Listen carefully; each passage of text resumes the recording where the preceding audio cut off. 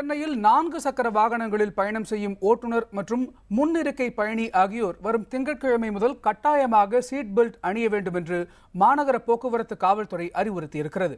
இதனை மீறுவோரின் மீது கடும் நடவடிக்கை எடுக்கப்படும் என்றும் எச்சரிக்கப்பட்டுள்ளது.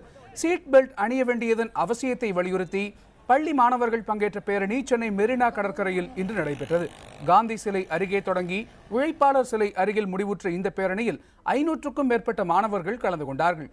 பேரணியில் பங்கேற்ற போக்குவரத்து காவல் இணை ஆணையர் தினகரன் 4 சக்கர வாகனங்களில் சீட் பெல்ட் அணிய வேண்டும் என்கிற விதிமுறையை முதல் தடவை மீறுவோருக்கு 100 ரூபாயும் அடுத்த முறையில் இருந்து 300 ரூபாயும் அபராதம் விதிக்கப்படும் என்றார்.